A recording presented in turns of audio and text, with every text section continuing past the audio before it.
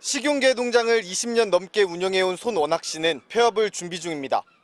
식용 목적으로 개를 기르거나 파는 일을 금지하는 개 식용 종식법이 시행됐기 때문입니다. 시대에 따라 일자리가 사라지는 건 어쩔 수 없지만 문제는 대안입니다. 지금도 이미 법이 공포된 지 반년이 지났고 법이 논의가 된 지 1년이 지났지 않습니까? 지금까지도 전혀 안이 안 나와요. 저희들은 한시가 급한 거죠. 손 씨처럼 식용개를 기르는 농가는 현재 약 1,500곳으로 이 중 절반 이상이 65세 이상 고령층이라 새로 일을 배우기란 쉽지 않습니다. 흑염소 등 다른 동물을 키우는 방안도 나오지만 현실성이 떨어진다는 지적입니다. 개농장은 개한테 맞게 특화가 돼 있거든요. 보시다시피 평수가 좁잖아요. 그러니까 다른 축종을 할 수 있는 저기가 못 돼요. 개식용 종식법은 국가와 지방자치단체가 필요한 지원을 해야 한다고 명시하고 있습니다. 전업 계획이나 폐업 지원 규모 등 정할 것들이 많은 만큼 식용개 사육과 도살, 판매를 금지하는 조항은 2027년 2월까지 3년간 유예됐습니다. 육견협회는 개 한 마리당 1년 기대 수익을 40만 원으로 잡고 문을 닫는 농장들의 5년 수익을 지원해달라는 입장입니다. 현재 식용개는 45만여 마리 정도 남아있어 협회안 대로면 폐업 지원금에만 9천억여 원이 필요합니다.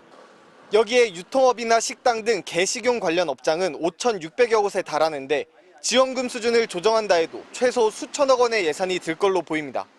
법이 어차피 제도화가 됐기 때문에 없애줄 수는 있는데 몇 년 동안에 우리가 수입을 중단을 할 것 같으면은 그것을 보장을 해줘라. 농림축산식품부는 보상금 산정 단가 및 지원 규모 등은 결정된 바 없다며 재정당국과 협의해 9월 중 기본계획을 발표할 예정이라고 설명했습니다. MBC 뉴스 백수입니다. 대통령실이 국민의 목소리를 듣는 창구인 국민제안의 성과를 홍보하면서 명칭의 적절성을 두고 논란이 제기됐던 김건희법을 직접 거론했습니다.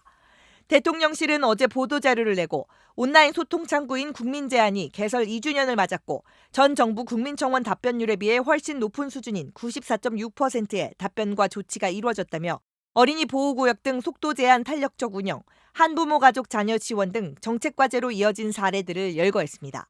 대통령실은 그러면서 마지막에 매년 2천여 통 이상 대통령에게 오던 편지들이 더 이상 오지 않아 역설적으로 주목받은 사례도 있다며 김건희법을 우수 사례로 언급했습니다.